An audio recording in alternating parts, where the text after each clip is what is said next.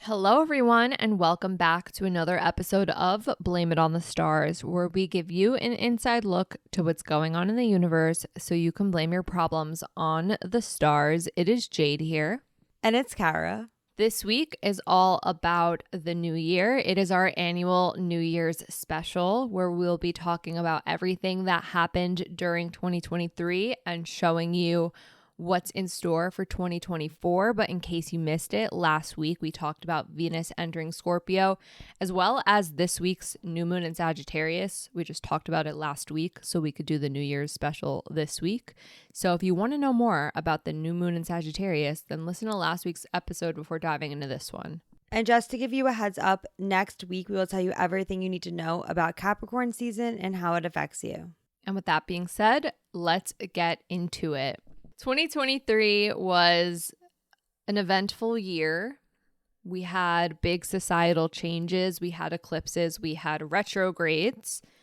Just to recap, though, starting with some of the big societal changes you experienced and went through. This year, Saturn entered Pisces. This started on March 7th.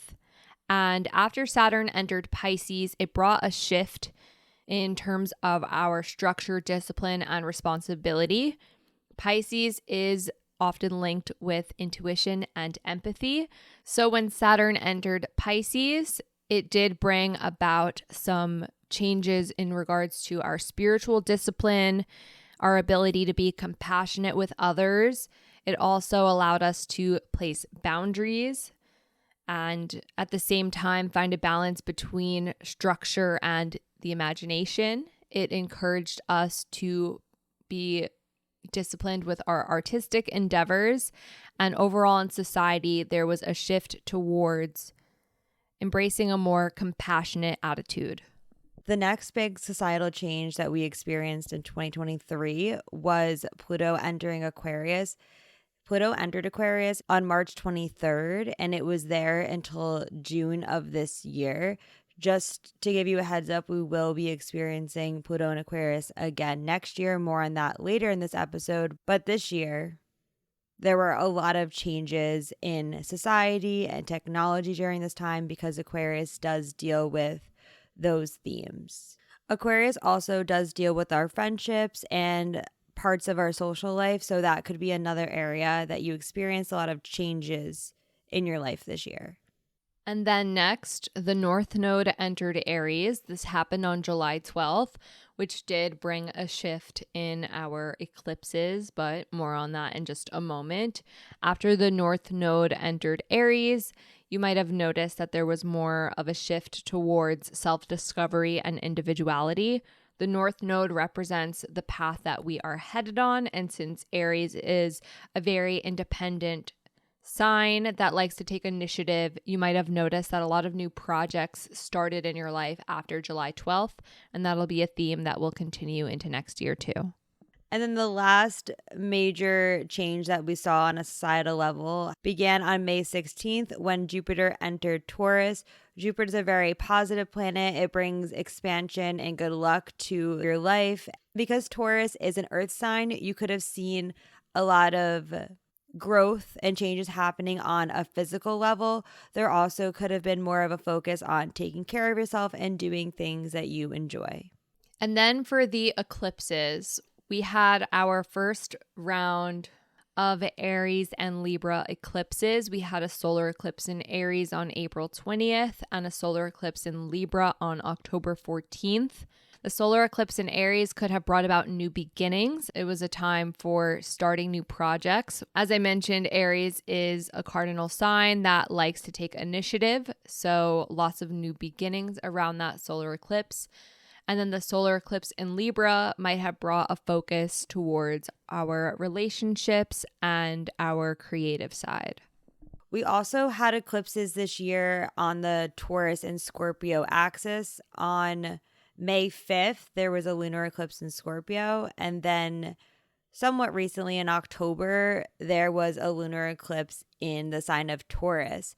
The Taurus and Scorpio axis really emphasizes finding balance between the need for stability and consistency and change and transformation. This was the end of the eclipse cycle happening in Taurus and Scorpio. So this year we closed out that cycle and we already began the next cycle, which is Aries and Libra, as Jade just mentioned. Now, for the retrogrades, there was quite a few notable ones. The first one wasn't necessarily a full retrograde that happened in 2023, but we did enter 2023 with Mars retrograde in Gemini. That started in 2022 around Halloween and didn't end until January 12th in Gemini. So, a slow start to the new year. You might have noticed that your physical energy and motivation was not as strong as it normally is to start off the new year. But for the most part, that was only 2 weeks out of the year. But it did happen. You did experience that. So that's why we're bringing it up. This year, we also had Venus retrograde in the sign of Leo. This began on July 22nd and ended on September 3rd. While Venus was retrograde in Leo, this was a time where we were really reflecting on our relationships, self-worth, also creativity, and our passions. By the end of this retrograde, you might have felt a bit more confident in yourself and able to fully express yourself after having that retrograde period to really look within, reflect, and reassess the way that you are presenting yourself and interacting with other people. And then, of course, every year there's always multiple Mercury retrogrades. I'm sorry, but that's just a fact of life. Similar with how Mars was retrograde in Gemini in the first few weeks of the year, there was also a Mercury retrograde in Capricorn that was taking place during the first few weeks of the year. That did not end until January 18th. So if you noticed those early weeks of January in the new year, it was hard to communicate with others. It's because we entered the year with Mercury retrograde. All of the Mercury retrogrades this year were in earth signs. So although there was a lot of reflecting and miscommunication happening, you might have noticed some practical solutions or some tangible ways in which the retrograde periods affected you.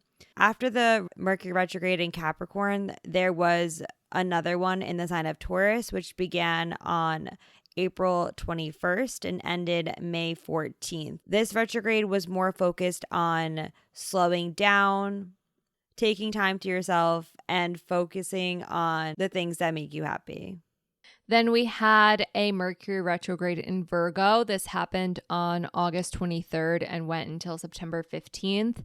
This was a very classic miscommunication-filled Mercury retrograde since Virgo is ruled by Mercury. You might have noticed that there was a lot of desire to reorganize things in your life and to revisit some of the projects that might have needed a little bit more revision and fine-tuning. And then the last Mercury retrograde of this year happens in the sign of Capricorn. This retrograde begins on December 13th. So depending on when you're listening to this episode, you might still be experiencing this energy. Mercury will retrograde from the sign of Capricorn into Sagittarius on December 23rd. And it will finally end on January 1st of 2024. So this is an energy that will be here with us until the end of 2023. Since we talked about this early in a previous episode, if you want to know more about what you can expect, listen to our episode about Mercury and Capricorn for more details. And now let's take a look into the future. 2024, what are some of the big things you can expect? Starting with the big societal changes, we have Pluto entering Aquarius once again. This happens on January 20th. It's important to know that Pluto will once again retrograde and then retrograde into Capricorn on September 1st. Pluto will re-enter Aquarius on November 19th, and it'll stay there for a long time. So you'll have your second taste of Pluto in Aquarius January 20th until September 1st. And then it'll, like I said, stay there November 19th. Now, with Pluto and Aquarius, what you can expect, Pluto is all about transformation. And since Aquarius deals with innovation, technology, and typically progressive ideas, you might notice there's going to be a lot of big changes in those areas. We're already starting to see the rise of AI and other technological innovations. There's going to be much more technological advancements happening in the near future. It'll be interesting to see what exactly comes up, but all I know is that the digital age is very much here and it's going to be very prominent in the near future. Now, we don't usually talk about Chiron on this podcast. However, there is a really big day that happens next year that we did want to mention. On March 5th, the North Node will be conjunct Chiron. This is an aspect, so it just happens once at exactly 6:46 a.m. Eastern Standard Time. The North Node represents our direction in life, and Chiron is all about healing. This is a very spiritual and transformative day, so you might find that that's a very intense day, or that the days surrounding that day are very intense. There will be more of a focus on spiritual growth and healing. It can come with some challenges. However, even if it brings some challenges in the moment, it is a day where by the end of the year, you might look back on and see why those changes happened or why those adjustments happened, or you might realize that you had a really big realization around that time. Now, Jupiter does a lot in 2024. There are literally multiple Jupiter moments to pay attention to. In my opinion, Jupiter is the star of next year, just because of how much it's doing. The first Jupiter moment that occurs is Jupiter's conjunction to Uranus. This is happening while Jupiter is still in Taurus on April 20th. This conjunction can bring a lot of unexpected and expansive developments. Since Uranus is the planet of the unexpected, Jupiter's all about growth and expansion. And this is still happening in the sign of Taurus, which does involve things like our finances, things relating to nature, things related to our comfort zone. You can expect there to be a lot of progress, sudden breakthroughs, and maybe even innovation when it comes to those affected areas of your life and in society. Jupiter will sextile Neptune on May 23rd. This is a positive aspect that's going to bring us a sense of inspiration, idealism, and also compassion. It's bringing out all of the positive aspects of Neptune and expanding on it. And then Jupiter will enter Gemini. This happens on May 25th. Jupiter in Gemini might emphasize communication, learning, and just overall the exchange of new ideas. After Jupiter enters Gemini, there could be an increased level of curiosity and exploration. You might notice in your personal life, you're more motivated to learn new things, to maybe read, write, and just overall share our ideas. It'll be interesting to see what happens after Jupiter enters Gemini, because there's also quite a lot of aspects Jupiter will make to some of the other outer planets when it's in Gemini, which we are about to discuss.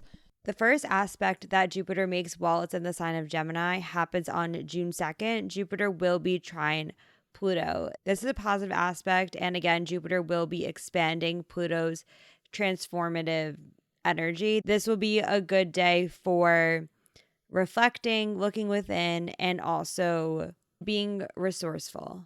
Then Jupiter will sextile the North Node on July 12th. This sextile can bring a lot of opportunities for growth and expansion as you are following your path. If you notice that while you're working towards certain things in life, that new opportunities are presenting themselves, it might happen around that July 12th date. The last big societal thing that happens will be Jupiter in Gemini square Saturn in Pisces, which happens on August 19th. This is the first one of a 3-part cycle with Jupiter square Saturn. Squares do bring about some tension. So during this time, Jupiter's positive, expansive energy will be challenged by Saturn's practical and disciplined energy. So you might find that around this time, there are a lot of ambitions and goals and aspirations that you would like to be working toward or have been working toward. And then Saturn is encouraging us to slow down and to focus on, in the moment, practical actions or solutions. The next time that we have this square after August 19th will be when Jupiter retrograde is square Saturn on December 24th at the end of next year. Since this is a 3-part square, there is one more moment where Jupiter will square Saturn, but it's not until 2025, and by then Jupiter will have entered Cancer and Saturn will have entered Aries, but we'll talk about that this time next year since it's in 2025. But did want to mention it since we did just say it is a 3-part square. As we mentioned, with the North Node still being in Aries for 2024, you can expect for the eclipses to still be happening on the Aries and Libra axis. There's a lunar eclipse in Libra on March 25th, solar eclipse in Aries on April 8th, and a solar eclipse in Libra on October 2nd. The eclipses in Aries and Libra can highlight themes of our relationships, finding balance, and also at the same time pursuing self-expression, taking initiative, and new beginnings when it pertains to our identity and our expression. And then there will be a lunar eclipse in Pisces, which happens on September 17th. This lunar eclipse is going to bring a focus to our emotional selves. It's a really good time to find healthy outlets for your emotions and to enjoy creative experiences. It's also a good time for meeting yourself and others with compassion and understanding. And every year there will always be retrogrades, including multiple Mercury retrogrades. The first one that you'll experience in 2024 is a Mercury retrograde in Aries that happens between April 1st and April 25th. The Mercury retrograde in Aries can bring some challenges when it comes to how we express ourselves. It is a great time for reflecting on our self-expression, and it's also a good time for reflecting on any areas of your life where you feel you could be taking more initiative. And then there will be another Mercury retrograde that starts in the sign of Virgo on August 5th and then switches into Leo on August 14th. When Mercury retrograde is in the sign of Virgo, that is the only time it's retrograding in an earth sign, because the rest of the year, Mercury will be retrograding in a fire sign, Aries, Leo, or Sagittarius. While Mercury is retrograde in Virgo, there will be more of an emphasis on reflecting on Virgo themes like perfectionism, planning, and being detail-oriented, also communication per usual, because Virgo is ruled by Mercury. When Mercury switches into the sign of Leo, there will be some shift in the energy where there's more of a focus on self-expression and identity during that time. This Mercury retrograde will end in the sign of Leo on August 28th.